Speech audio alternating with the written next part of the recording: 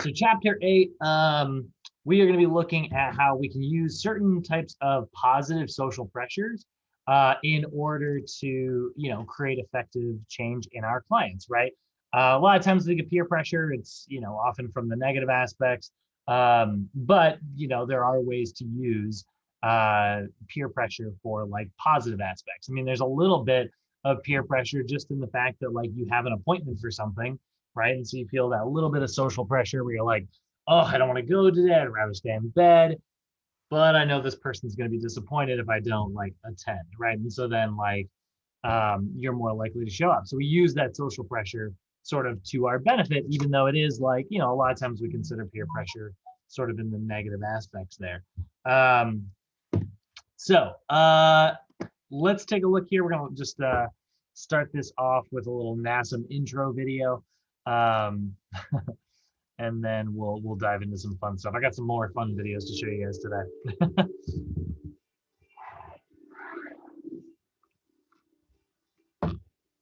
Interpersonal and social influences can both positively and negatively affect a person's ability to meet their goals. Hold on, that's very quiet.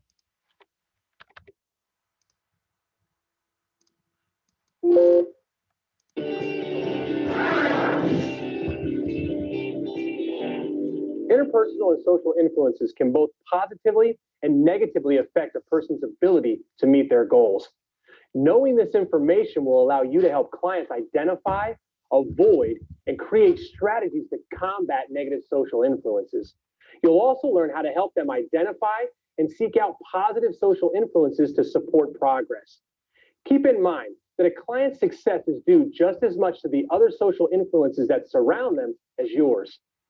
Motivation on its own isn't enough. Therefore, it's important for you to be aware of the different social influences that can affect a client's motivation towards exercise and eating behaviors. You'll be made aware of the different types of social influences clients are bombarded with on a regular basis, from advertisements on television, the internet, radio, billboards, and magazines. And we'll be able to provide you with strategies based on social influences to help your clients succeed. So looking at that, right? If we're talking about like how we can use like social influences, you've been affected by this constantly your whole life, maybe without even necessarily thinking too much about it. But there are social influences from, the television that we watch, advertisements that we see.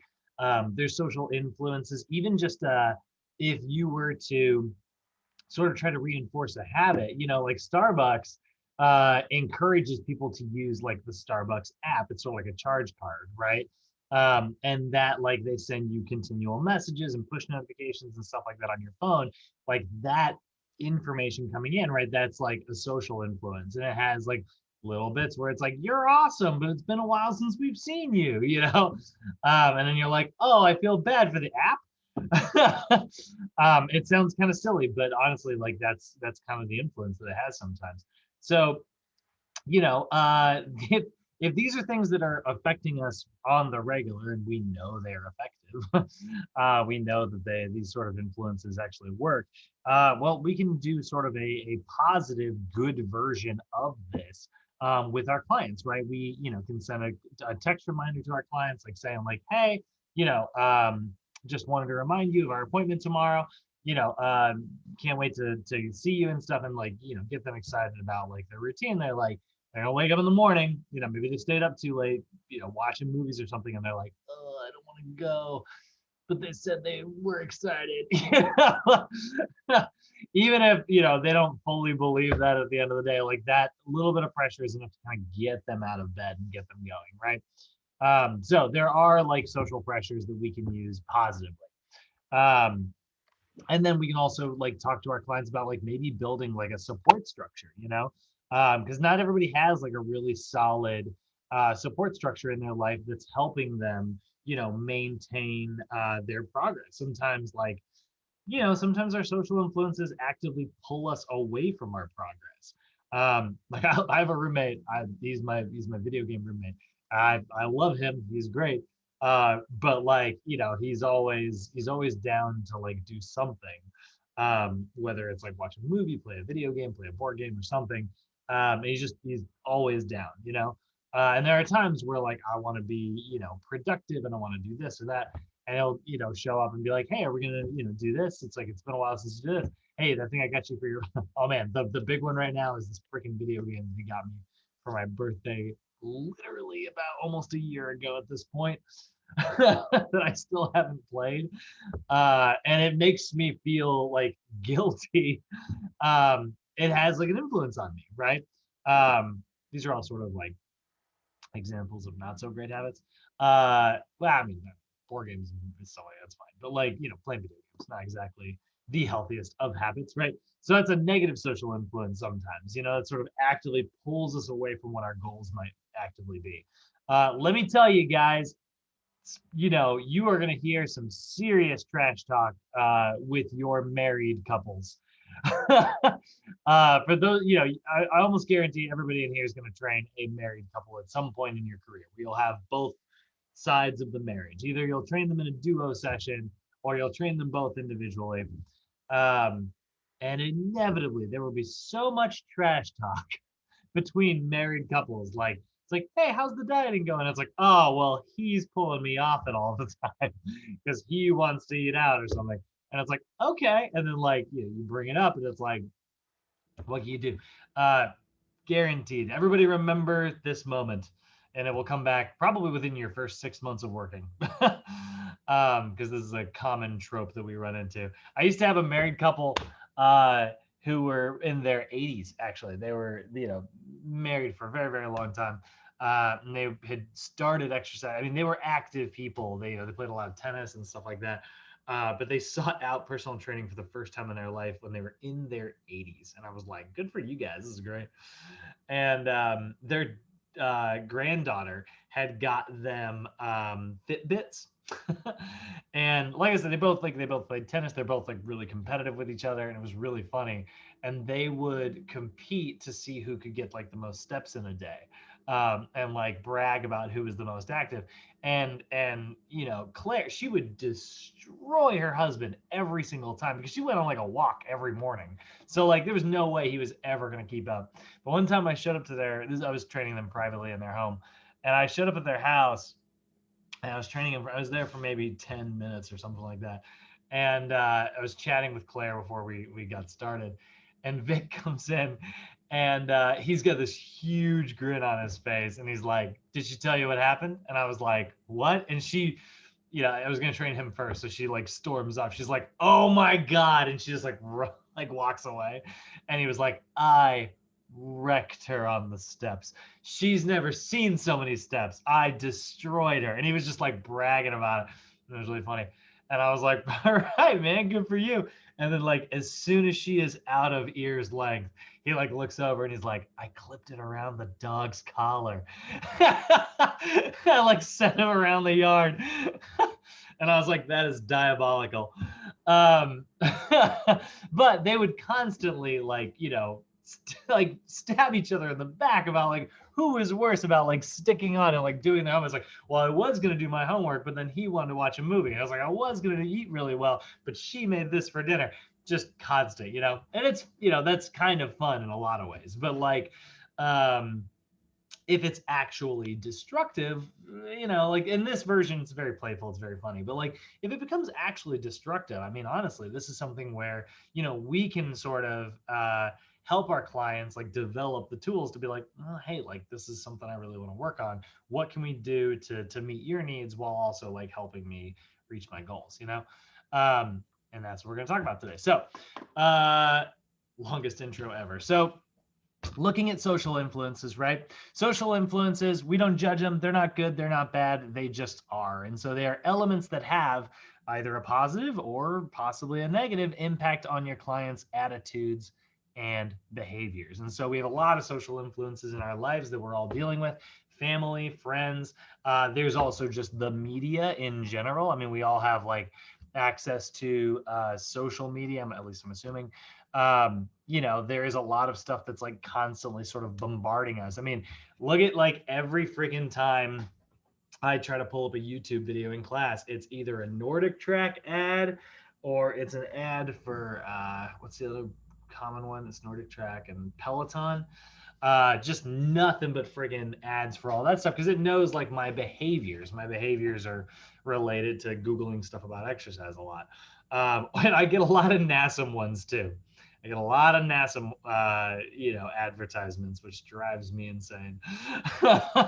But those are like really, really, those are influences, right? They sort of influence our behaviors. For instance, like I would have never considered. I'm actually hesitant to even say this because my phone's here with its little microphone. I'm sure it's listening. I I have not had. It took me a very long time to get rid of online mattress ads because like I bought a new like bedroom set, and then the internet knew that I needed like a new mattress, or at least people who buy bedroom sets usually do. So then it was just ad after ad after ad for Casper and Purple Mattress and all that freaking stuff. Um, and I would have never, I was gonna go to a furniture store, but I'll be honest, like it turned my opinion slightly, and then I ended up freaking ordering one off the internet. That came in a little box, and I did the thing because I saw how easy it was. So I was very much influenced by this, right? Your clients are doing that. I mean, think about how often that happens to all of us, like subconsciously, without us even thinking about it, right? Um, so, the media is going to play a big role. It's also that can have negative influences or positive influences. If you are surrounding yourself with the belief and like that you're an active person, if you're surrounding yourself with like active lifestyle stuff, then that's probably going to have a pretty positive influence on you, right? Unless you're overtraining.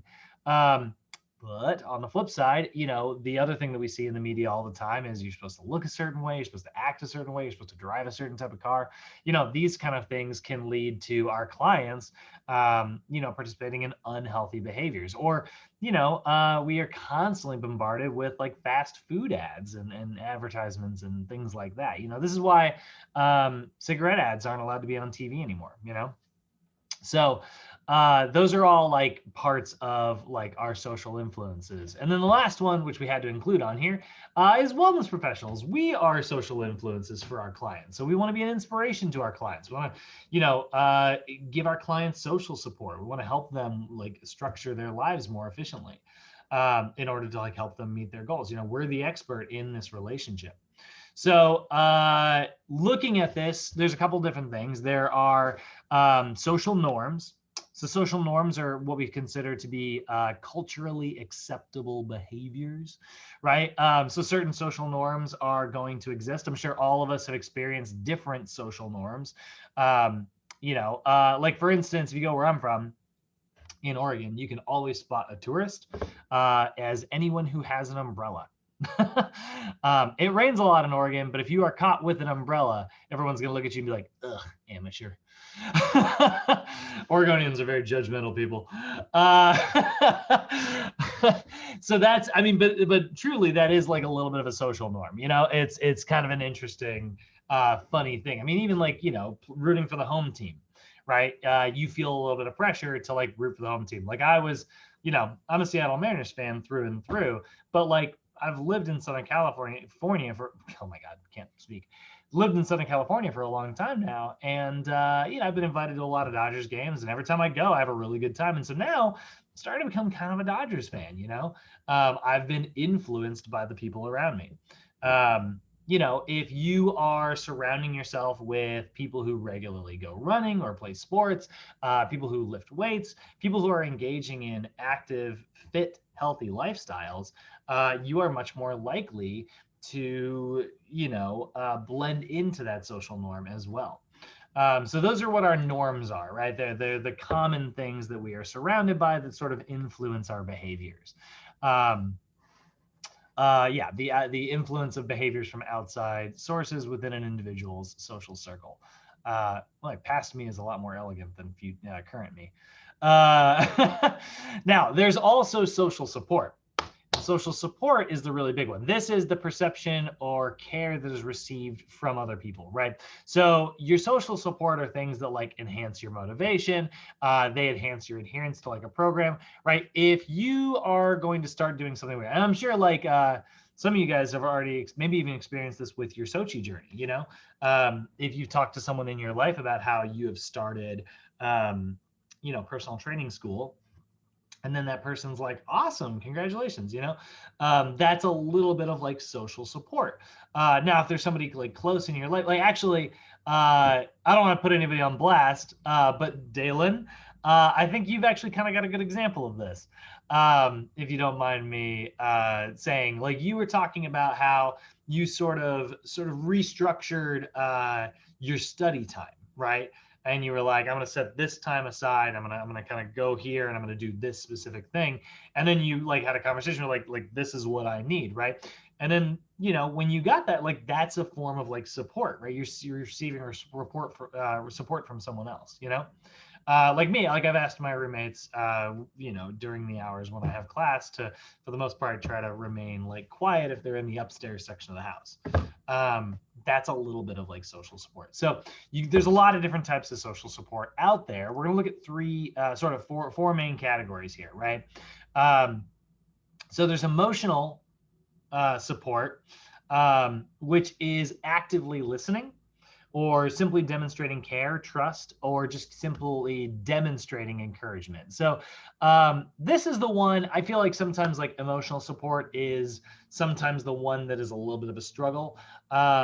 If you are the type of person, I think this is totally me making an assumption, but I feel like personal trainers tend to gravitate, the types of personalities that become personal trainers gravitate towards these types of supports rather than the emotional support sometimes, but sometimes this is what somebody needs.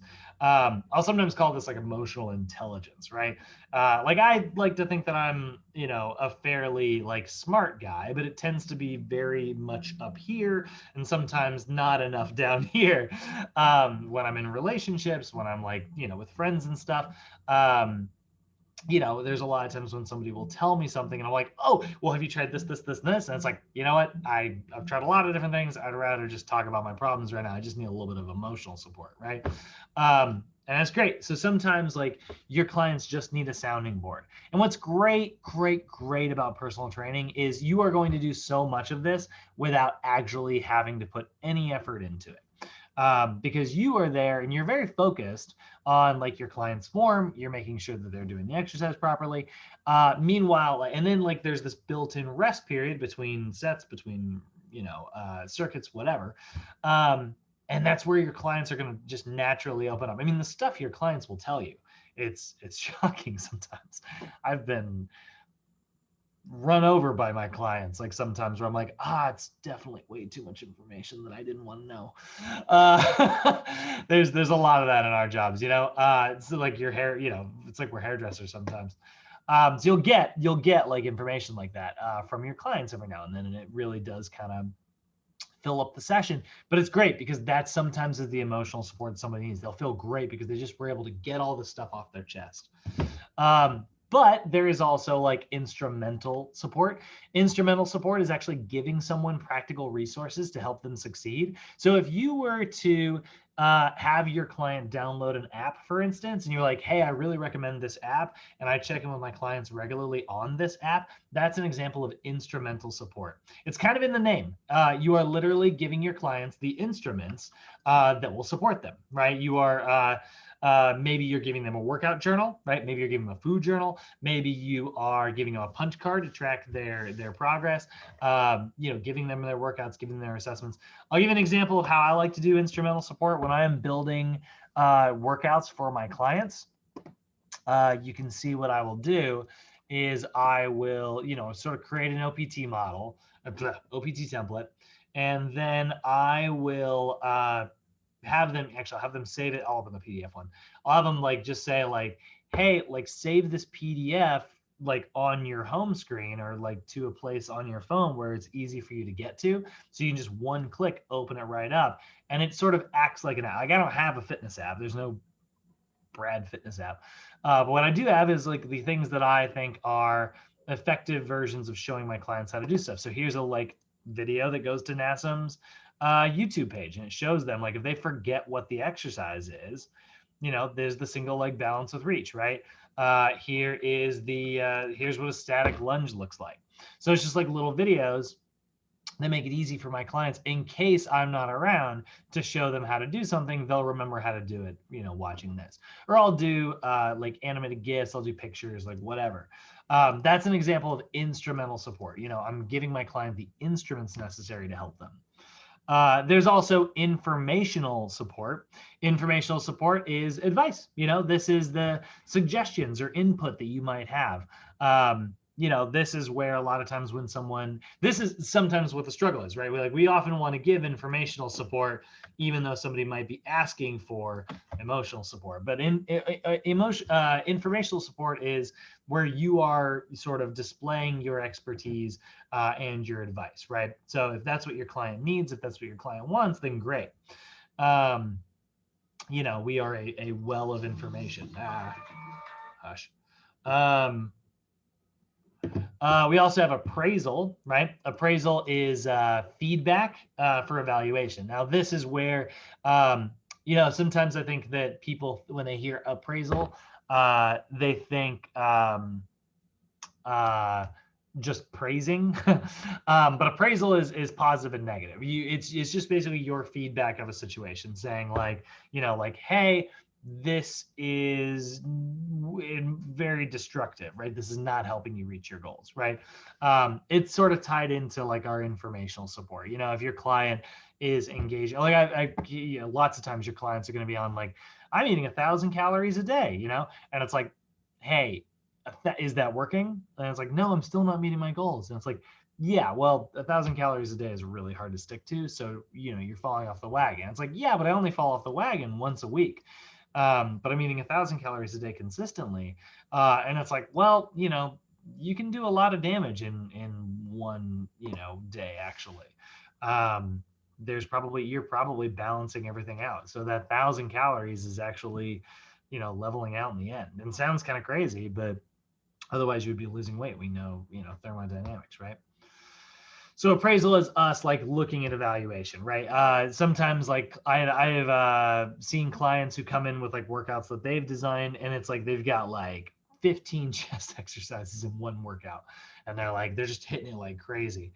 And it's like, yeah, that's too many exercises. You're running into junk volume by that point. So we appraise the situation here. So I want to show you guys how's everybody doing on all that, like the differences there. What's up, Alex? Hi. Hey, so we got the different types of support, right? We've got emotional support where we're just basically just being a sounding board. Client doesn't want advice; they just want to get some stuff off their chest. Instrumental support, we're actively giving someone practical resources to help them. Informational support, where we're basically educating them to also help them. Or appraisal, which is, feedback of the situation, like, hey, this is not helping you, or hey, that's great, like you should continue doing more things like this. So I wanted to show you, I think I've shown this in class hopefully not super recently, but this is actually just a sketch. It's very funny to me, but it's the difference between, and this is totally making a generalization here. I'm not saying this is a rule, but as a guy who has been in relationships before, I will tell you one of the biggest mistakes that I often make with, people that I'm like in a relationship with is when someone's having a hard day and then they come out and they're like, oh, I just want to talk about my day. And I'm like, great, let's talk about your day. And then they'll start talking. I was like, oh, well, did you try doing this? And it's like, no, this is not a conversation. I'm not looking for advice. They're like, I just want to talk about that my day sucks. And I think that is sometimes like a lot of like men's instinct, is we often want to fix things rather than just simply listening. So I've got a really great video to kind of show you that sort of turns that on its head. This video makes me laugh really hard.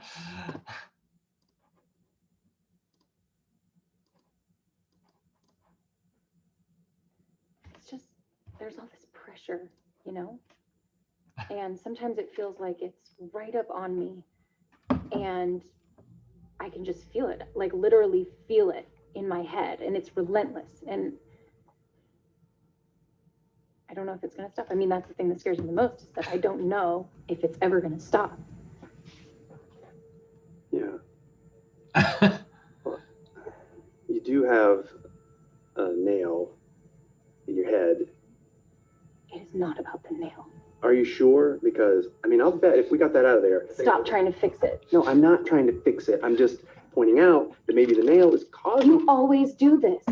You always try to fix things when what I really need is for you to just listen. See, I don't think that is what you need. I think what you need is to get the nail. See, you're not even listening now. Okay, fine. I will listen. Fine.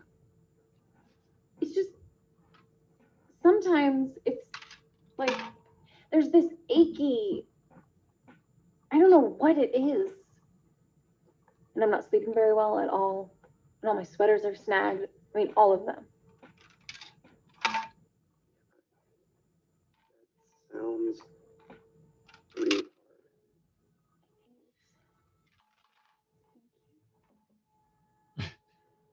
Oh, Come on. If you would just don't.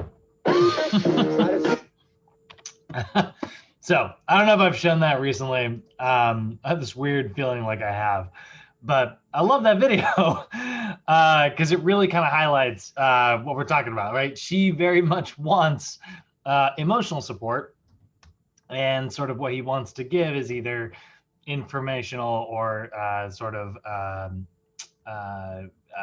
instrumental support. So, all right. Let's take a look here at now that we know sort of like the different types of support that we can give our clients, right? Now what we need to do is look at like what our role is going to be in this realm, right? So fitness professionals, our job is going to be oftentimes to recognize social support or the lack of social support that our clients have in their lifestyle. So we might ask our clients like, hey, do you have an exercise partner? Or like do you have someone that's like going to the gym with you? Do you have someone to check in with you regularly, right? Do you have anybody who's like sharing this experience with you, right? That is helping. We're looking to see if they have like a strong social interactions. Like, yeah, I go to this group exercise class, or I go to yoga consistently, or I'm part of a running group, or I play sports, I pick up basketball on the weekends, great. All of those are great examples of like social support, because like, they're little bits of like social pressure, right? If you consistently go like hiking with someone, right? Or if you go for a walk with someone, you do this or do that, right? Regularly, then we know that like, that's the kind of thing that's going to lead to this habit, like more sticking, right? And then we can also like help our clients create strategies that will help their social support, help enhance it in several ways. So looking at like the strategies that we've got that encourage our clients, we could say like, if we recognize there's a lack of social support, we could say like, hey, have you thought about like joining a group exercise class? When I used to do my boot camps, which is already like fully, it's kind of built-in social support there, right? But when I used to teach my boot camps, I would, sometimes like people would just show up and they'd work out and they'd like get out of there. But, once a month, or I think it was once every other month actually, we would get together and I would do like some type of like special workshop where I'd be like, hey, like, here's some warm up things you can do outside of the boot camp time. Here's some things that you can like actively engage in. I would do nutritional lectures and little things like that. It's where I started kind of goofing around with like the public speaking aspect of fitness and stuff. And my clients loved it. I mean, it was awesome. They would bring their friends, which would, influence them into like, signing up for the boot camps and stuff. And that was always really, really nice. So there's a lot of like strategies in place that you can have to sort of help your clients enhance that social support, encourage your clients to join an online forum or an online group. And honestly, this is going to sound a little bit crazy, but we can also, with this bottom part, use social influences to motivate our clients. So here is where we finally get to talk about the benefits of social media. I think social media oftentimes is the villain of pretty much every conversation. I feel like it's the villain of every conversation we have today. It's spreading false information constantly. It's got people with, craning their heads into their phones all day. There's a lot of negative aspects to social media, But one thing that social media does incredibly well is, because people are more likely to want to share their stories, it keeps them accountable. And so, like, we can encourage our clients to feel social pressure in a very positive way to enhance their target behaviors and coming to the gym, right? So encouraging your clients to like check in at the gym, or like take a selfie and like post it up. It's kind of crazy but that is actually something that is going to, give them a little bit of hit of dopamine, and they're going to draw a positive association between the gym and like their social influences, right? So then if they don't come to the gym, they start to feel that little bit of social pressure where they're like, I need to get in there, right? And that's actually kind of a positive thing. So this is like, it feels kind of weird to give social media praise. I spent a lot of my time trashing social media and talking about how incredibly bad for us as a species it is. But honestly, like, if it's something that already exists and it is playing off of the basics that we know of human psychology, we can use it in a positive way. Let's talk about how we can use that to create like positive influence. So that's something that we can do there, right? Now, looking at the types of social influences that are out there. So we've got our types of support, and then we've got types of influences, and these are slightly different than one another. But we want to kind of know a little bit about both them, because again, they're going to help us like understand how to talk to our clients. So there's two major categories here. There's informative social influence, which is basically where people are trying to gather information before they make a decision, right?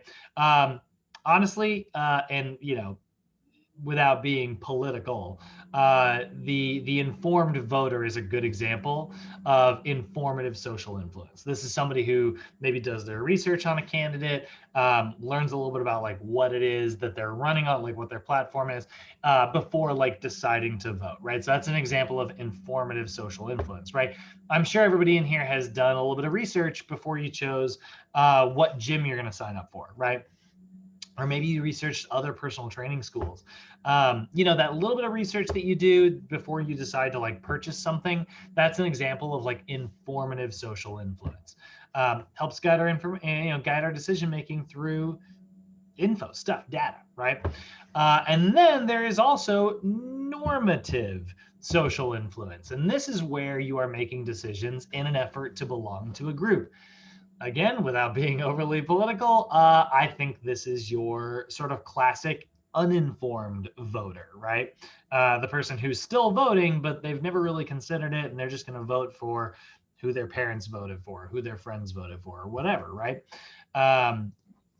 Something that is just like normal in the group that you are around, right? So you're making your decisions in an effort to belong to a group, right? And provide yourself with like a sense of belonging. I don't know about you guys, but there have been plenty of times, I live in LA, came out here, and there's amazing film critics out here. People in LA are experts at watching movies. And so like I want to get advice from these directors and actors and stuff about like what movies I should be watching and things like that. And they'll say like, oh, well, you gotta watch this.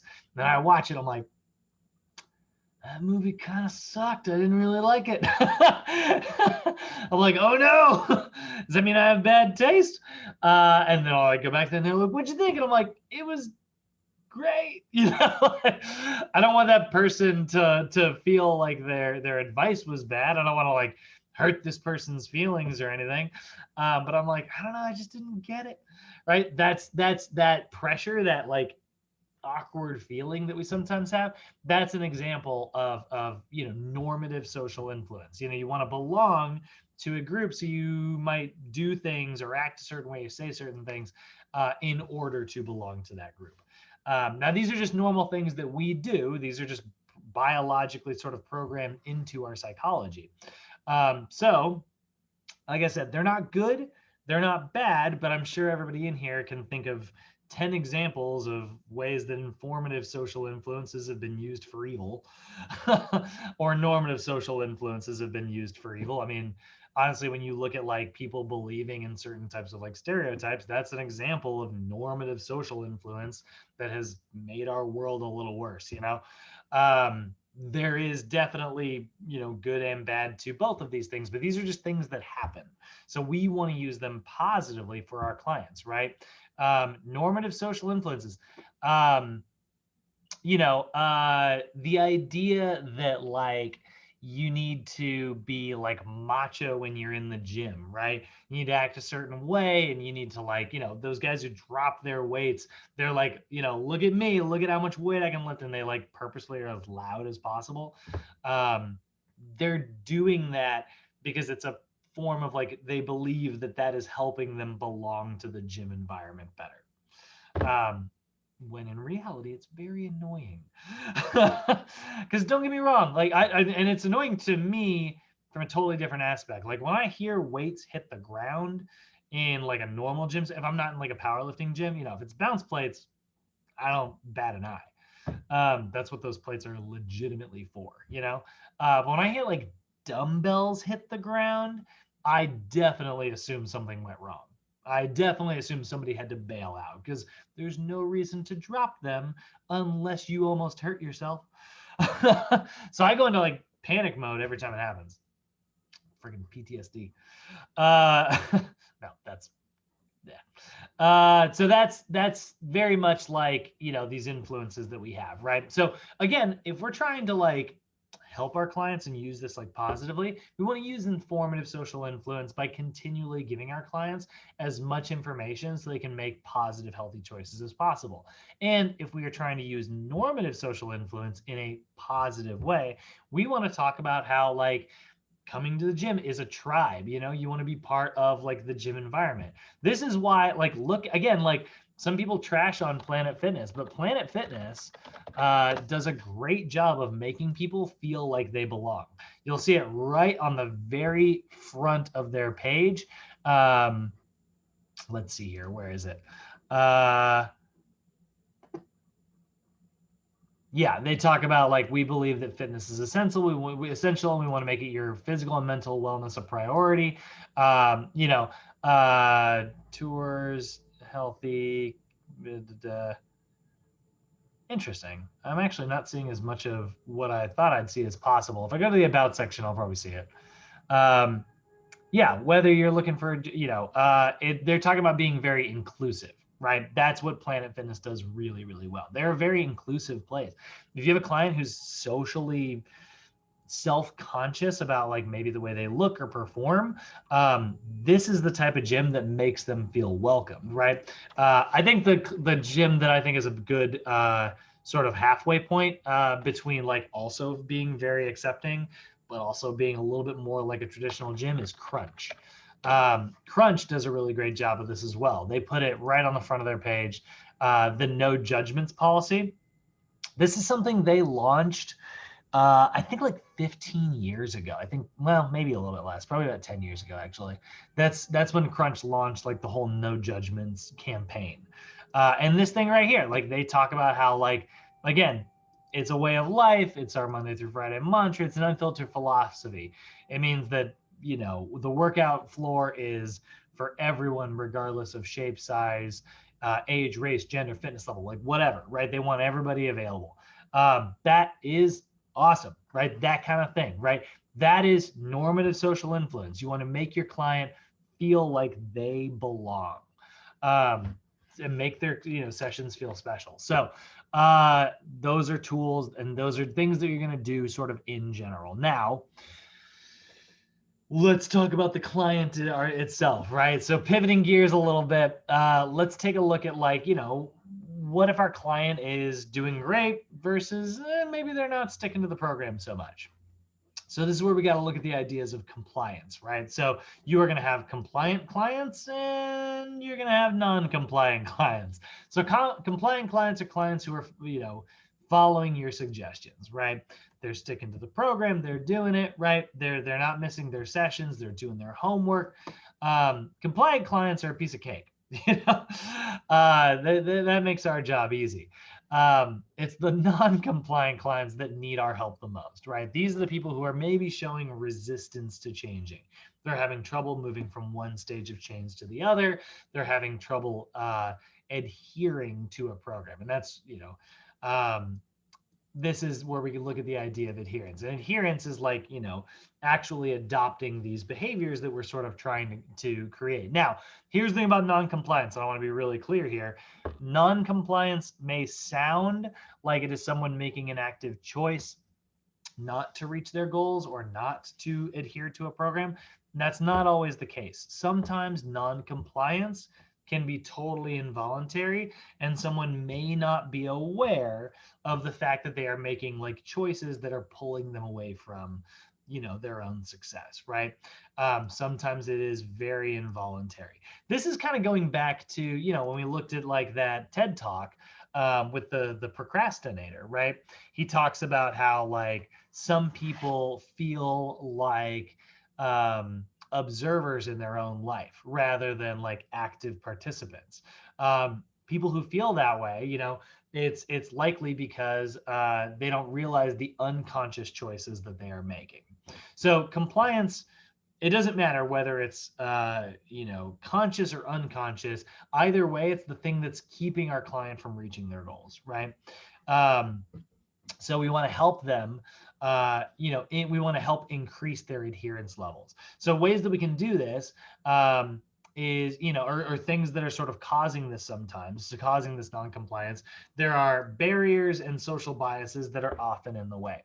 So barriers are these obstacles that get in the way of our clients actually achieving their health goals. And there's two different versions of barriers. There's positive barriers and negative barriers. Both of them are actually not so awesome. But positive barriers are barriers that prevent progress towards reaching a goal because they're positive, they're fun, they're engaging. And so it's like, which is more fun? Do you want to eat this fatty, greasy burger, or do you want to have like a salad, right? One is a little bit more fun than the other one, one of my favorite comedians, I don't know if anybody in here likes John Mulaney. I love John Mulaney. I'm obsessed with him. He's my favorite comedian by far, but he has a great line where he's talking about going to a restaurant. It's like a lot of times your options at a restaurant, it's like you'll order a hamburger and you'll be like, okay, well that comes with salad or fries. Salad or fries, the two most opposite foods in the world. That's like saying, hey, do you want to like have fun and go for a jog today, or would you rather do cocaine? I love that line. I'm like, yeah, those are two totally different things. So there are positive barriers where your clients like have something that might feel really good in the short term, but often are not as lifelong fulfilling. I'm sure you guys experience this plenty. There are plenty of times where I wake up in the morning and it's like, all right, I got to roll out of bed. I got to do this workout. Or I could just roll back over and go back to sleep, which would feel really good, but I'm going to be really mad at myself later today, right? That's the bed in this example is a positive barrier. It's something that feels good, but might not actually help me, achieve my overall goal, So one thing is more fun than something else, so it pulls our attention away. And then there's negative barriers, and negative barriers are where something, exercise, the idea of being sore after your workout, and you're like, I don't want to work out, I'm going to be sore the next day. That's a negative barrier, something that's negative that prevents you from wanting to engage in something, right? Negative barriers are me having to friggin' get dressed to go out to things. I'm a homebody. Once I get home and the shoes come off, they want to stay off. So those are negative barriers sometimes, right? They're the unpleasant things that are sort of keeping you away. You're tired after work. You feel like you don't have any energy. That's a negative barrier that might keep you from going to the gym.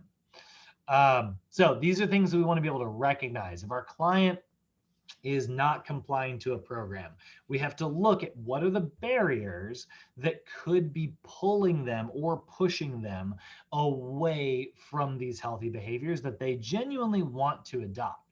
you know. And by the way, that's another thing that they're not mentioning here. But you absolutely want to recognize whether or not it's actually important to your client to reach their goals. Because sometimes your client could create like a SMART goal. They could create a goal. They could say that it's what they're working towards, and they could say it's what's important to them. And then they just keep not adhering to the program. And you can tell they're a little apathetic, or maybe they're getting a little frustrated. And it's like, hey, what's going on? And then you find out that it's like they're doing it for all the wrong reasons.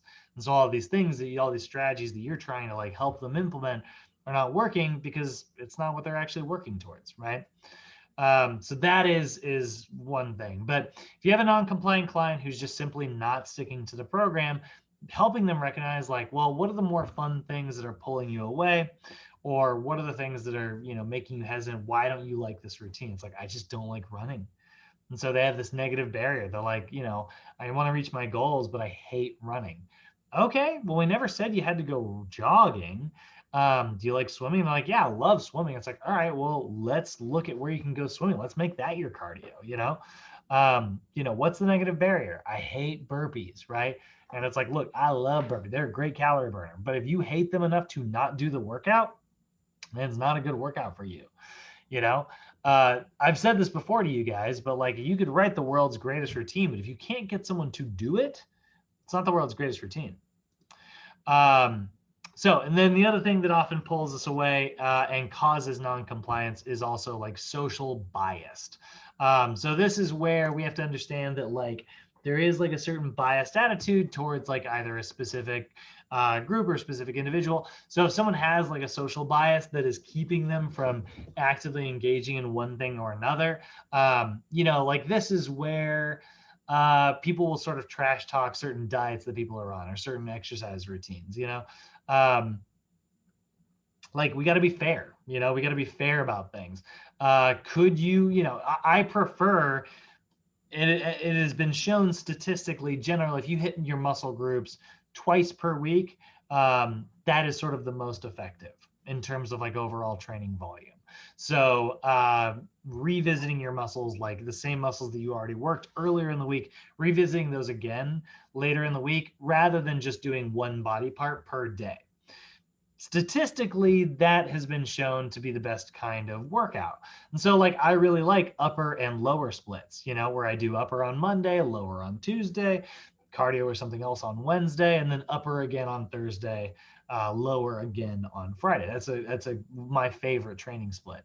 But every now and then I will totally implement a 3-day per week total body split, where it's just, you hit the entire body 3 days per week, you end up doing less exercises. And then sometimes I'll implement a bro split where it's like chest day, leg day, back day, shoulder day, arm day. Arm day is a struggle for me. I don't like arm day. But like I'll implement those, right? It's not fair to say that one won't help your clients reach, but I am a little biased. I'm biased towards the version that I like. Your clients are going to be biased towards the things that they like. A lot of your clients love arm day. I think this is why I hate arm day so much. It's because it spent years pulling my clients away from the programs I put them on.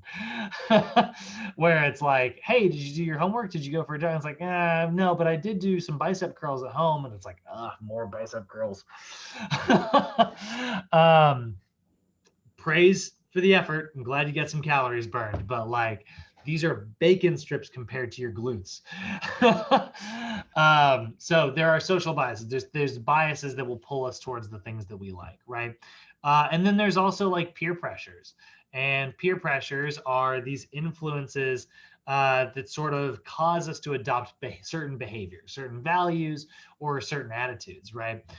These can be detrimental, but they can also be instrumental. Again, we can use, oftentimes peer pressure is very negative.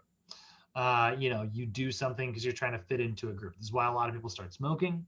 This is why a lot of people, alcohol, a lot of the vices that are out there, right? Is people sort of cowing to peer pressure, right?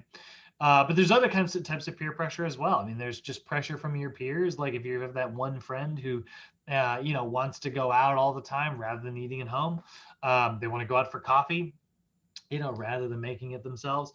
And so they're pressuring you to do the same kind of thing, right? Doesn't feel great, right? And it can definitely like pull you away from like the success that you're trying to reach. Now, at the same time, we can use peer pressure very positively, right? Again, you as the fitness expert can influence and use a little bit of peer pressure to bring your client to the gym. Be like, hey, just a reminder, we're working out again tomorrow. It's like, oh man, I'm really sore from last time. I'm not sure I want to come. And it's like, well, you made a commitment to this. If you truly don't want to come and that's an active choice that you're making, then I support you in that active choice. But if this is just you feel a little sore and you're worried about the unpleasant sensation, my advice to you is let's see if we can maybe push, not necessarily like working through any pain, but if we can push through that discomfort to get to like a place where you might feel a little bit better in the long run, I would suggest that we do that.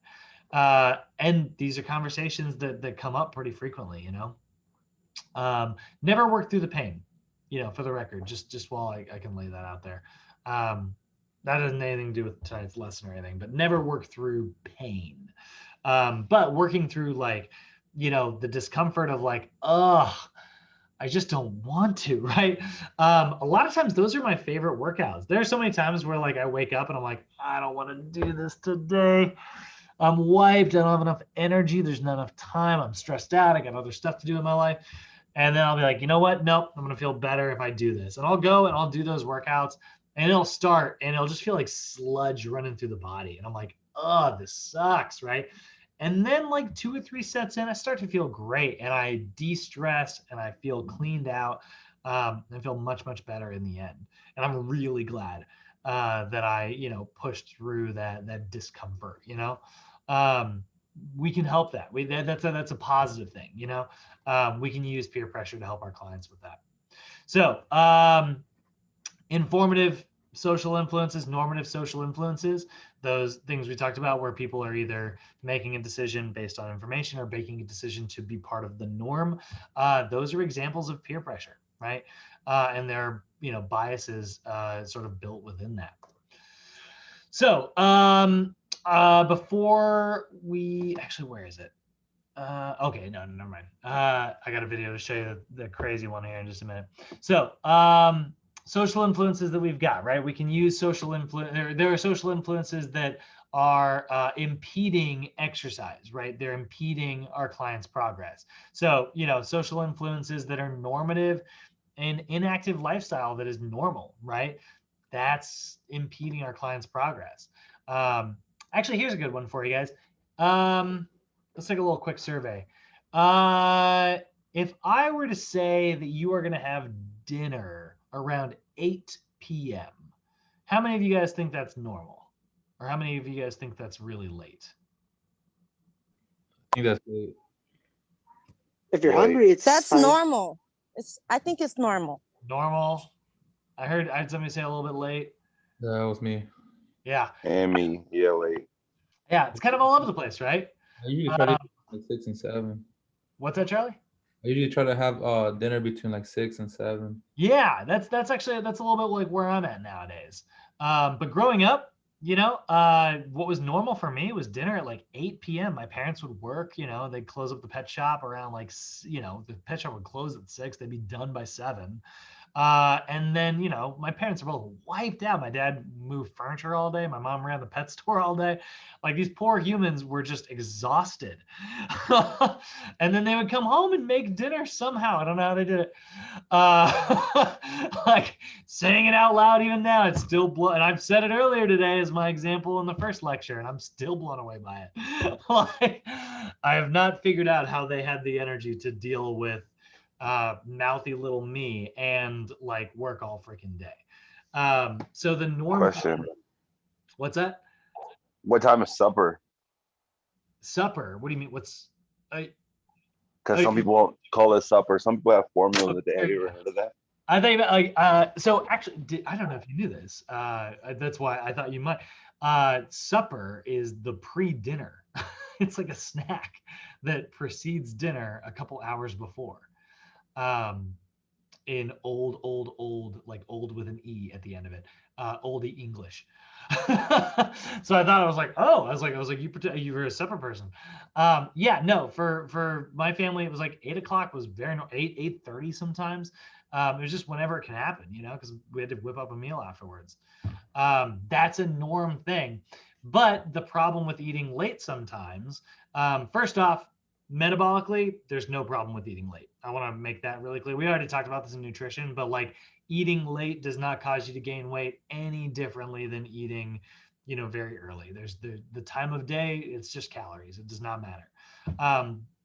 But the one way that it might possibly matter is not metabolically, but eating late does cause you to do two things. Number one, if you waited for a very long time to eat and now it's late, you are more likely to overeat. And number two, it could give you if you have a diet that's very high in sugar, right? If you're having like dessert late at night, then all of a sudden you're spiking your blood sugar levels before you are normally trying to start winding down to go to sleep. So then you're laying in your bed and you're like wide awake. Which is not going to help you sleep, which could cause you to lose sleep, which could cause you to make stress hormones, which could cause you to gain weight. So there's nothing magic about eating late at night. If you're still able to conk out, great, doesn't have any effect on you. But if it's keeping you up, that's not so great. So that's a social influence that could, influence nutritional progress, or maybe it's just eating unhealthy foods, I grew up in a household where soda was a totally normal thing for a child to drink. I remember going over to my cousin's house and like opening the fridge and grabbing like a soda can and getting yelled at by their mom. And I was like, what are you talking about? I'm drinking a Coke. And it's like, hey, you are not allowed to have Coke. And I was like, what do you mean I'm not allowed to have Coke? I am 5 years old. Of course I'm allowed to because it was a normal thing. My parents didn't really know about how bad soda was, so it's a totally normal thing in my household to drink it from whatever age. So that is something that could impede, progress. It could be financial distress. Maybe your clients are not, they have enough money or enough time to eat healthy meals or make healthy meals. Certain social behaviors, maybe they are part of a group that is, going out every day for lunch or dinner or things like that. Could be certain life roles. If you are the one who is in charge of like certain, aspects of a normal lifestyle in your household, that could be keeping you from being physically active, or it could be keeping you from eating healthy. Or again, like going back to sort of that, if we see sedentary and inactive lifestyles, right? Same concept. So those social influences, we got to look at things. This is where sometimes I've looked at like, some people come from like, they're like, genetically, I come from a long line of like, heavier people. And it's like, well, maybe it is your genetics. Absolutely. Genetics are huge. They play a really big role in our lives. But there's part of me that has to wonder if there's a correlation between not so much the genetics, although I do think that's still going to be at play, but also just the lifestyles that you grew up around. Maybe you struggle with your weight, not so much because genetically you are predestined to struggle with your weight, but maybe because like all of the choices that you see as normal choices are the types of things that result in excess calories coming in, that's definitely the case, in the family that I grew up in. Love my parents to death, but like, they make a lot of unhealthy choices and they think they're very normal healthy choices. My parents will send me pictures all the time of like, hey, I made this healthy meal. And it is like, there's aspects of it that are great.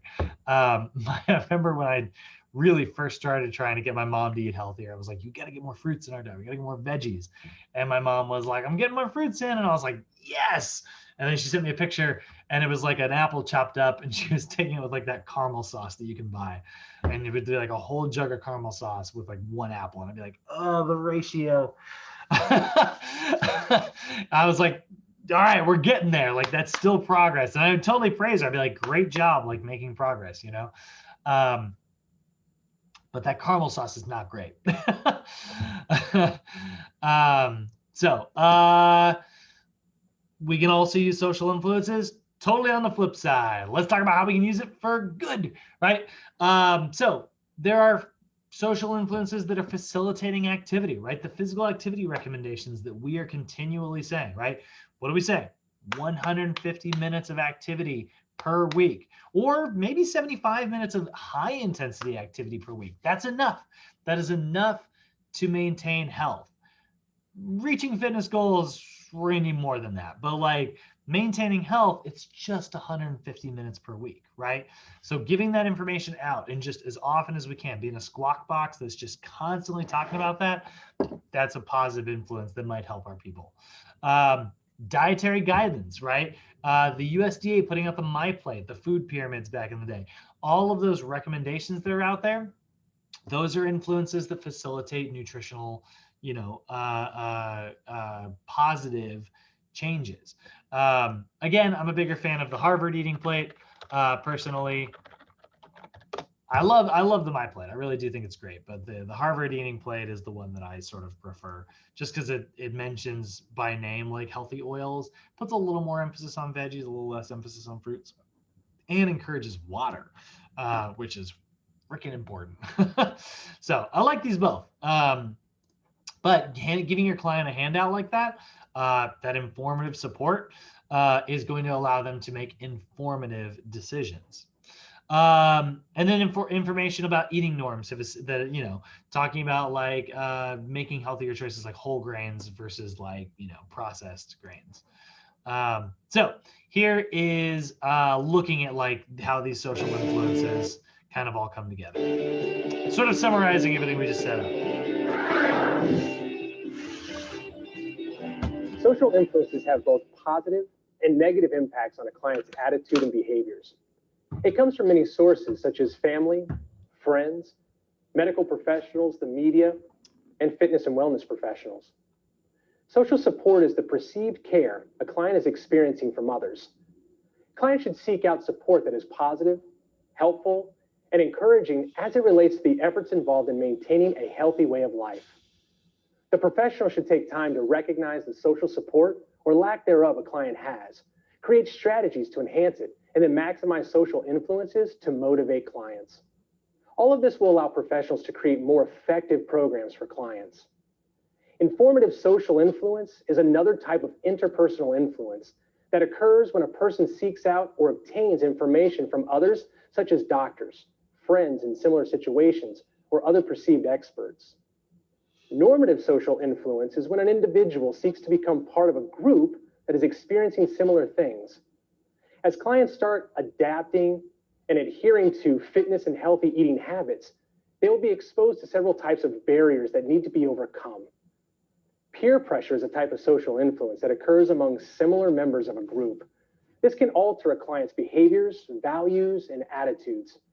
Peer pressure has been shown to be both detrimental and instrumental in getting people to eat healthier, and therefore should not be neglected in the coaching session. The media in particular carries an especially strong form of social pressure. Television, magazine, and internet ads can help shape a person's attitudes to lead to a healthier lifestyle. Understanding social influences and managing them correctly will help the professional set the client up for success outside session time.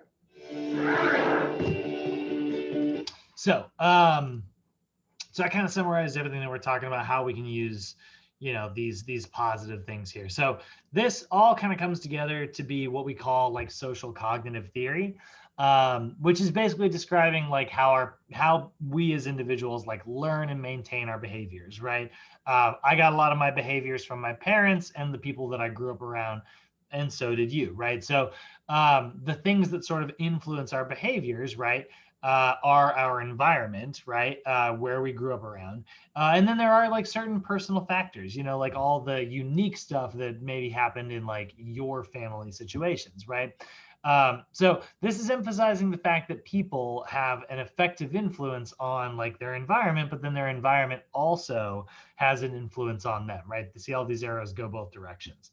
So, environmental factors include like your social and your physical environments. Like I said, the environment I grew up around when I see an umbrella, I'm like, psh, amateur, you know, like that's a weird judgmental thing that like is funny, at least I hope, but like, you know, that's like what I grew up around versus like, and like the same thing is true. This is sort of funny. You know, I'm like totally biased towards like fir style trees, like pine trees. Those are the type of trees that I like. And my roommate was talking about getting like a palm tree tattoo, and I was like, ugh, gross. By the way, this is totally just my opinion. You guys should all chime in and, you know, talk about how totally irrational I am. But I was like, palm trees are dumb. And he's like, what are you talking about? They represent like fun vacations and they're beautiful. And I'm like, they represent they're ugly and not pine trees. You know, totally judgmental, totally biased, right? Why do I like them? Because they're what I grew up around, and so I have a lot of like fond memories of that. That's being able to recognize that like it's a silly thing, and obviously this is something that I'm mostly just like poking fun at. Recognizing though that we have these like biases is important. Helping our clients recognize those things is super helpful, right? And then personal factors, right? Going back to our clients' basic id, right? Their behaviors, their how they are affected physically, how they are, you know, the sensations that they feel emotionally. Actually, those are backwards. Affected emotionally, sensations they feel physically. You know, biologic aspects that they have. Right? All those things are also going to be factors here. So, you know, we want to use social interventions. You know, we want to have conversations with our clients that are going to help improve their self-efficacy. And that is, remember, self-efficacy, their belief in their ability to accomplish a certain task. So we want to encourage our clients by not only like appraising them and saying like, you know, here's what you did right, here's what you did wrong. We also want to say like, you know, you did this really, really well, which means that you're like making improvements. And once we figure out how to fix this other thing, you know, there's nothing holding you back, right?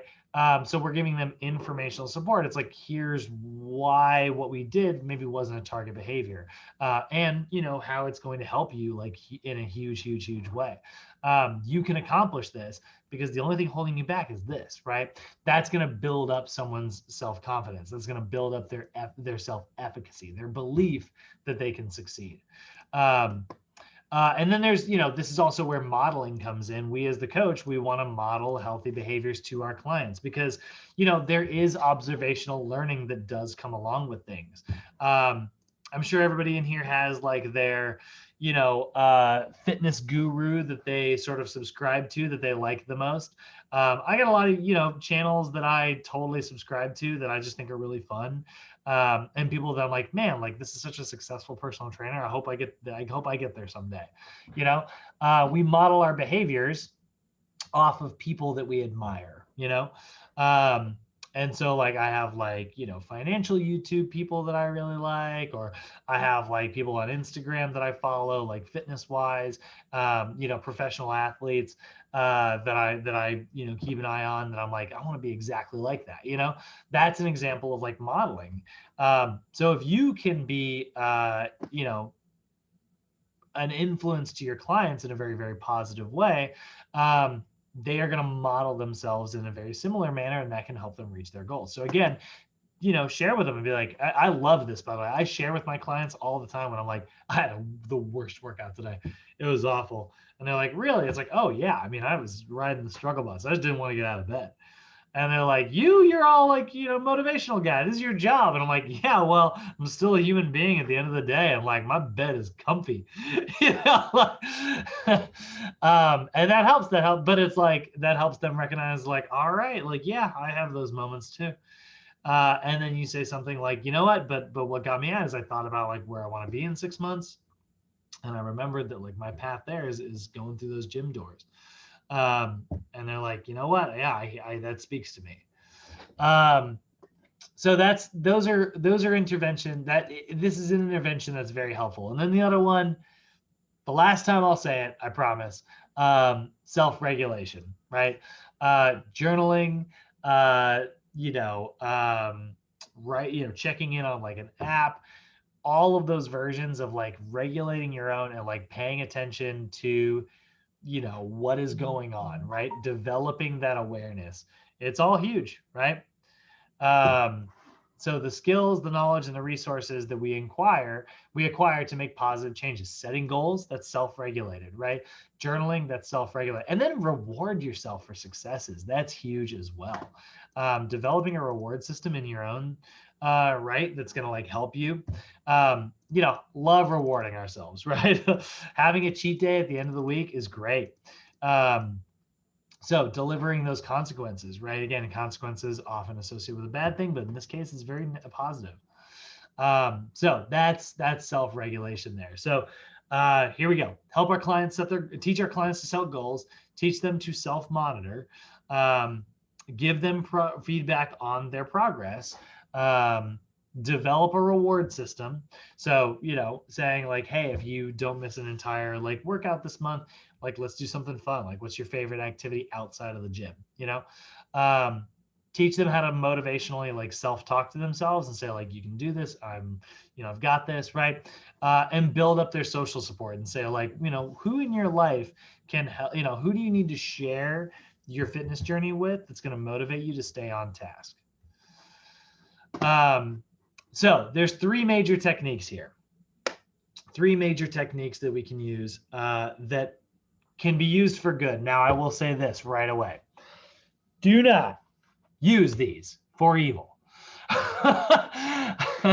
These are, you'll actually, Charlie, you'll recognize these from our sales class. We talked about how these are actually sales techniques as well.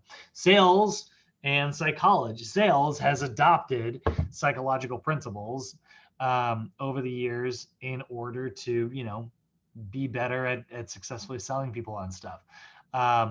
So these are things that work and they can be used for evil. So do not do that. I feel like I'm teaching everyone how to do like the 5-fingered death punch. So the three techniques that work really well. There is the foot in the door technique. This is a series of small requests with very minimal demands to which your client is likely to comply with. And so they get into a mindset of saying yes. And then you slowly ask them for more and more complicated things, bigger and bigger asks, right? So getting your client used to just saying like, hey, you know what? I just want you to show up on time for all your appointments, right? And they get used to saying that. And it's like, remember, this is what we're focusing on. They get used to saying that. It's like, now I want you to come in about 15 minutes prior to every session so you can do your warm-up stretches. And then they start getting used to saying, all right, yeah, that's totally a normal thing. And then eventually, like, we ask like bigger and bigger and bigger and bigger things, right? And they get so used to saying yes to you that they'll say yes to kind of anything, right? There's the opposite of this, which is the door in the face technique. And the door in the face technique is where you basically make a very large, almost ridiculous request that you expect to be rejected because no one would say yes to it. And then afterwards they go like, no. And then afterwards you go and ask a reasonable request, which is what you actually wanted to achieve in the end. And because they feel a little bit of like social anxiety about saying no, people don't like to say no. Then they are much more likely to feel a little guilty and say yes. Again, do not use these for evil. That's the door in the face technique. So you might ask your client for something really, really large. Let's say like an hour of extra cardio 7 days a week, right? And then they're like, well, I can't adhere to that. And it's like, well, okay, what about 3 days a week, which is really what you want to achieve, right? And then there's the that's not all technique, which is like, basically it sounds like you're on a game show and it's like, that's not all, you also get a brand new car. Now, this is basically making your offer sound as pleasant and promising and appealing as possible. So you're basically like, you're going to look better, you're going to feel better, you're going to have so much more energy, you're going to lift more weights in the gym, you're going to feel like a boss, right? You're going to have confidence, you're going to, right? All the things you kind of, we're trying to sort of, make it sound like it's too good to be true almost, These are all the techniques that we are going to use. So here they are. So sort of summarizing these up real quick.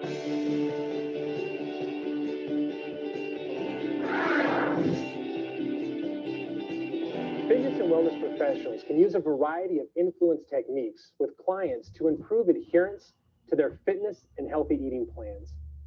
The foot in the door technique is a small request with minimal demands that continues to grow and lead to larger requests. For example, requesting that a client who doesn't eat breakfast just start drinking half a glass of orange juice in the morning can lead to a request of a meal replacement shake and an eventual meal in the morning. The door in the face technique involves a seemingly ridiculous request that will be expected to be turned down. Once it is turned down, a more reasonable request will be made that will be expected to be granted. For example, the professional could ask the client to start training for the Boston Marathon, and then after the initial rejection, just ask that the client gets 10,000 steps in per day. The "that's not all" technique is when there is an offer that is pleasing and promising with the hope that it will be quickly and easily accepted. For example, the professional could say, get up to walk around the block 3 times a day will not only help you burn more calories throughout the day, but it will also get you away from the snacks in the office while helping you to manage your stress. There are other less established techniques, such as the defined support system technique, where the professional requests the client identify people, groups, or other opportunities for the client to gain support in their effort to success. This helps the client establish a sense of belonging while also coming up with their own solutions.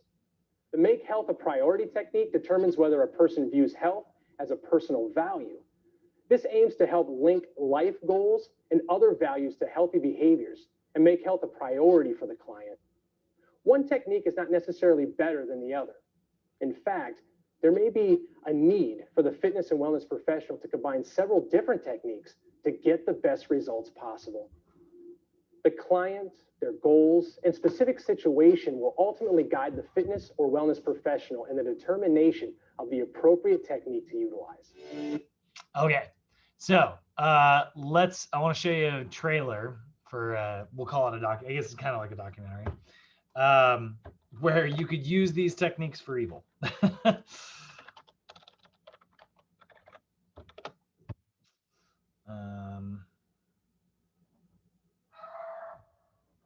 Okay, so this is a Netflix original by this guy who is like he's a mentalist and like psychologist, and he wanted to determine whether or not you could convince a person to murder another person using like social influences. So you will see actually, well, actually you won't see it in the trailer, but well, tell you what, well, let's watch the trailer first and I'll tell you how he did it. Okay, here we go. Why is it wrong? I want to talk to the auctioneer. You did talk to the auctioneer and you helped him set these prices. It's completed. It's just the... Benny, pills. Chris, Chris, I'll call an ambulance. Find the pills and bring them back. Chris is enmeshed in a web of lies. And that's important. I need him to feel like there's only one way out when he's told to commit murder. My name is Darren Brown, and the question we're considering is simple. Can we be manipulated through social pressure to commit murder? 70 people coming in here. They can't see this. Take them by the knees. 70 actors will be playing out a meticulously planned and rehearsed scenario to manipulate this man who has no idea he's being filmed. Come on, guys. What are we going to do? He's a millionaire. He's going to make sure you go to jail. This show is about how readily we hand over authorship of our lives every day. Just give him one big push. Can social compliance be used to make someone push a living, breathing human being to their death? Welcome to the push. So basically what he does is he's got all these actors. He's got all these different actors all working around this one guy who has no idea that he is in this social experiment. And what they did is they actually looked for certain characteristics. They looked particularly for people who were likely to adhere to like these social constructs. And they, interviewed them basically for something else earlier in the year. And while they were doing the interview, they had an actor in a room who every time there would be like they were in a waiting room, and every time the bell would ring, this dude would stand up, and then the bell would ring and he would sit down. And no one ever asked, are you supposed to stand up when the bell rings? But then other people started doing the same thing and then getting back down. And eventually, like, that actor left and there were no other actors. And then people just started doing it on their own. No one told them to. It was never once stated that they were supposed to do that. People just kind of accepted this whole thing. And that sort of shows you how strong social influences are. So they looked for people who were very susceptible to this, which is the guy in the video. And then they lied to him and they told them that he got a new job. And the thing that you saw him at, how everybody was wearing like suits and tuxedos and stuff, and like very nice like ball dresses, it was like an auction for a charity. And so he thought he was going to start working for this charity. And in reality, there was no charity. And he believed that, and like, they were like, yeah, you're going to start on Monday, but hey, we're having an event this weekend. Why don't you come down and say hi? So he like shows up, and then they're like, hey, would you do me a favor? And they do like the foot in the door technique. And it's like, would you do me a favor and just take that stack of chairs and just set them right over there real quick? I'll be right back. And then like, he's like, yeah, sure. No harm, no foul. So he moves the chairs, and then they ask him for a slightly larger request. It's like, hey, would you also like help me carry this tray of like food out onto this table? And he's like, yeah, because he feels pressured because this is he wants to make a good impression for this job that he thinks he's getting. And then they ask larger and larger requests, and they start to do certain things that are slightly immoral, but they're not super immoral. They're just tiny. Where, at one point, they like drop food on the ground, and he's like, oh, that's fine. Just put it back on the plate. And it's like, somebody's going to eat that, like, and then later there's not enough of a vegan version of a food. And so he's like, oh, just put some of the regular ones on the vegan plate. And it's like, oh, but what if somebody has like a food allergy, and then like, again, like, and so just little bits of pressure, or they'll ask him to do something really big and then make him feel guilty afterwards. So they start doing this, and it's all run by this guy, and like the background, everybody's like mic'd up basically. And I won't reveal what happens at the end of the documentary, but if you guys want to watch it, it's pretty fascinating stuff. Anybody already watch it, by the way? Anybody in here already see this? See what? This thing we're just talking about, the push. Yeah, it's weird for sure. It'll honestly, like, you should watch it to understand social pressures. The message at the very end is very interesting because it's about how when we normalize certain behaviors as like a society, it's easier for us to do kind of crappy things. Pretty fascinating. So anyway, those are 3 techniques that we can use with our clients, right? We can ask them small requests, getting them used to doing, until we sort of make them adhere to larger things, or we could ask them something large, which they're likely to say no to, and then ask them something smaller afterwards. And in general, we want to make everything that we want our clients to do seem as pleasant as possible. So we want to make health a priority. That's a big one, right? We want to allow the wellness professional to identify like what our clients' values are, figure out like what's most important to them. We also want to help them problem solve, figure out what their current barriers are, whether they're positive or negative. If they're positive, they're pulling them away from a healthy lifestyle, or if they're negative, they're pushing them away from a healthy lifestyle, right?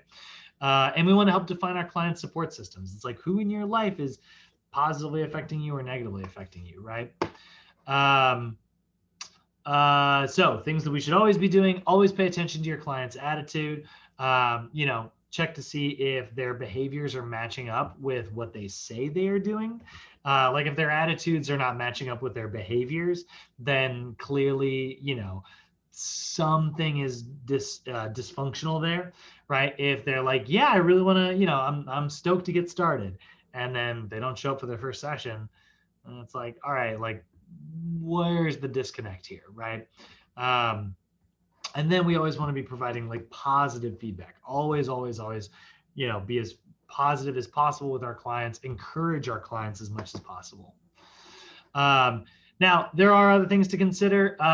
Sometimes there are like certain like cultural or ethnic things to consider in like our clients, certain like characteristics that someone might have that either predisposes them for certain like activity levels or certain, like culturally, like I said, I come from like the Northwest, right? Culturally, it's a very indoorsy place, it rains a lot, so people stay indoors a lot. And when it finally is dry, people are rabid to get outside and be active. And that's like one of the things. So saying that like it's very easy to just simply be active, that's not really always 100% true, right? There are certain cultural or ethnic or racial things that are going to be at play here. And so we do know there are different obesity rates amongst like different like racial groups. I don't think this is necessarily a biologic thing. I think it is often a structural thing. We do know that like certain places where there are, different like cultural and ethnic groups have access to different levels of activity. There are not as many public parks. There are not as many like, healthy options and stuff, which is some of the stuff that we need to recognize if we are going to like fix this problem, right? And like just simply like saying, oh, well, that's just how the world is not going to help us get anywhere. So recognizing that it's like, look, like we have purposefully, maybe not maliciously, but purposefully designed a place in which there are less public parks and less access to physical activity here. We need to fix that, right? And that's going to be, understanding social influence. This is huge for us, right? And then even working with like an aging population, there's going to be different like priorities depending on like what age your client is. Their priorities are going to be very, very different. Their social supports, their social structures are going to be very, very different. So definitely take those into account when you're working with your clients. What is important to you may not be important to your client. What you have access to is maybe not what your client has access to. So be aware of those things so that we can create like, a positive structure and good barriers that keep our clients adhering to healthy lifestyles, like help them reach their goals. So social interventions. I love this one because there's actually a lot of different versions here. But if you get a client in the pre-contemplation stage, the big one that I like at the bottom here, education. Help your client become aware of the importance of, developing social support to help them move forward. Contemplators, if you get a client in the contemplation stage, this is where finding a way to help them see themselves adhering to a program. So finding a friend that might be helpful or, roping in the family to help them like stick to their goals, right? Getting your client to like reach out to those people, you're helping them create like a structural support system. Accountability for clients in the preparation stage. This is one that's really fun. Share your goals with like other people in your life that are maybe just like acquaintances, right? People you work with, right? And have them help you stay accountable. I had a client who worked in like an office where there's all those friggin' there's like a million candy trays, and she told all of her coworkers, if you see me come to like a candy tray, she's like, I'm on like a weight loss journey right now and I'm trying to eat better. And a lot of times like this freaking candy becomes unconscious, it just becomes automatic. So, as a way of like supporting me, if you wouldn't mind, if you see me do this, like say like, hey, do you want that? You don't have to say like, hey, don't eat that, because maybe I want it, but just allowing me to like have a second to become conscious about thinking about it rather than unconscious. And it really helped her, it made a really big difference in her life. So that's like accountability, encouraging your clients to share their goals with coworkers, friends, and family. If your client's in the action stage, this is where we can get even further with the accountability, where they actually check in actively. Usually this will be you. A lot of times, like this is them checking in with you regularly. Love to check in with my clients, bare minimum of once a week, even if it is outside of our normal session time. Like if I'm meeting Tuesdays and Thursdays with somebody, I love to check in with my clients like Monday morning and just get like a check-in with them, just in the form of an email. Be like, hey, how'd it go this week? And we can talk about it when we get to our session, later. And then my Monday clients, I'll usually do it on Friday. So that's action stage, it's a little more intense. It's the daily check-in. And then clients who are in the maintenance stage, my favorite one, I talk about it every time. Clients who are in the maintenance stage, they can start sharing their journey with others and start influencing others. And maybe, or maybe it's them trying to get to the next level where it's like, okay, you met your weight loss goal. Let's see if we can like set a weightlifting record, how much have you ever tried to like, increase your 1 rep max on a deadlift, that's where we get into the newer version. So there's a lot of different tools here. There's a lot of different versions, but that is a lot. Those are some of the ways that we can use social influence. Or, if you don't necessarily feel like you're an expert on using social influences tonight, the big thing that I would encourage you in participating in, try to start recognizing, become aware of the various ways that like social influences are impacting your life on a regular basis. Think about like how social media is affecting you on the daily. Think about how just the regular media is affecting you on the daily. Think about how your friends are influencing you. And then once you start to recognize that in your own life, you can start thinking about like, what's the story behind your friend who hates burpees so much, like where's the troubled past there, start looking at like what social influences started to shape the people around you. That's always kind of fascinating as well. And the more you start to consider those things, the more you'll be able to recognize them and come up with specific interventions that'll help your people. And that's what I got for you guys. That is our final lesson in exercise psychology. So tomorrow we're going to meet up in NoHo Park. Dalen, you pointed it out. It has been very chilly over the last 2 days. It is likely to be chilly tomorrow. So everybody dress in layers, please. Yeah, we're going to meet up. We're going to do a circuit style strength workout tomorrow. It won't be super heavy because we only have so much weight, but it'll be strength style exercises. So I want to start getting familiar with that strength checklist. Any questions tonight, guys? Isaiah, Cody, Nope. Dalen, Good to Charlie, go. Kenny, Jarek, Alex? No, we're good. We have that one final, right, today or What's tomorrow? That one final on Yes. Canvas. Final's going to go up. Okay. Yep. The review video and final will go up after the morning session. Tomorrow. Tomorrow. Tomorrow, yeah. Yeah. Okay. Not tonight. Yeah. We never lecture and test on the same day. We review and test on the same day, but we don't like do new content. That would be cruel and unusual. Already? What's that, Charlie? Midterm already? Oh, there's no midterm. It's an 8-day class. Homework 1, 2, 3, final. Midterms are only in the 12-day classes. Sounds good. I love it. You guys got lots of questions today, which is fun for me. All right, guys.